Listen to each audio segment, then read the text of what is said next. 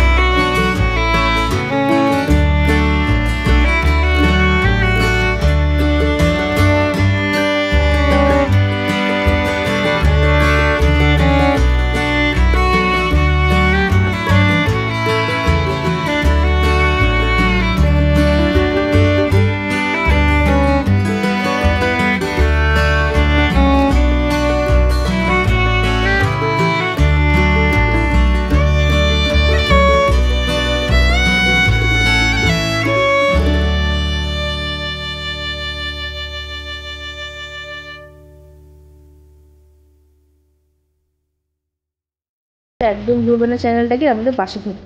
এবার দিয়ে দেবো এক টিস্পুন কাশ্মীরি মির্চ। আমরা কিন্তু কোনো হলুদ দেবো না, পুরো রান্নাটা শুধুমাত্র কাশ্মীরি মির্চের কালারেই কিন্তু হবে। তোমরাও কিন্তু তাই করবে। দেখো খুব সুন্দর একটা বাদামি একটা কালার এসছে, এটা কাশ্মীরি মির্চের চিনির জন্য রংটা এসছে। মশলাটা দেখো ভালো করে ভাজা হয়ে গেছে, সাইড দিয়ে তেল বেরিয়েছে, তার মানে মশলাটা একদম কষানো কমপ্লিট। কোনো কাঁচা ভাব কোনো রস নেই, কিচ্ছু নেই। এবার আমি দিয়ে দিচ্ছি 1 টিস্পুন নুন। ভালো করে নুনটা মিশিয়ে নেব।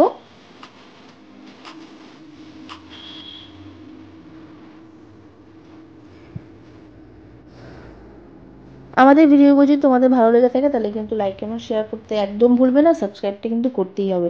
এবার আমি মশলাটা ভেজে নিয়েছি, এবার আমি দিয়ে দিচ্ছি ক্যাপসিকামগুলো আগে তেলে ভাজার কোনো দরকার নেই। ক্যাপসিকাম এমনিতেই খুব সফট একটা সবজি, খুব নরম একটা সবজি, খুব ইজিলি কুক হয়ে যায়, ইজিলি সেদ্ধ হয়ে যায়, তাই আগে থেকে ভাজার কোনো দরকার নেই।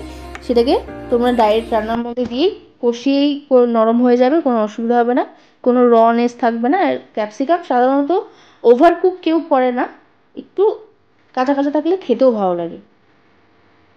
ক্যাপসিকামটা দেওয়ার উদ্দেশ্য হচ্ছে এটা খুব সুন্দর একটা ক্যাপসিকামে একটা খুব সুন্দর একটা স্মেল থাকে, যেটা পনিরের সাথে খুব সুন্দর দেয়, খুব সুন্দর পনিরকে কমপ্লিমেন্ট করে, তাই আমি ক্যাপসিকামটা দিয়েছি। তোমরা যদি কেউ ক্যাপসিকাম না খাও নাও দিতে পারো। এবার আমি দুধটা দিয়ে দিচ্ছি, ওই পনিরে ভেজানো দুধটা, নুন আর দুধের মিশ্রণটা। দুধটাকে আগে ফুটিয়ে রেখেছিলাম, ফুটিয়ে তারপর আমি নুন দিয়ে ভিজিয়ে রেখেছিলাম, তোমরা নিশ্চয়ই দেখলে।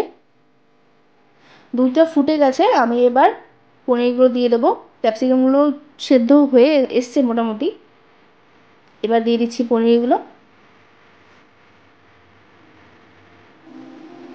পনিরগুলো একটু গ্রেভির মধ্যে ফুটাবো, যাতে পনিরের ভেতর অবধি গ্রেভির যে স্বাদটা আছে সেটা ভালো করে ঢুকে যায়। আমার একটু নুনটা কম মনে হলো, আর নুনটা চিনিটা আমি দিয়ে দিচ্ছি 1 টিস্পুন নুন, আর দিয়ে দিচ্ছি 1 টিস্পুন চিনি।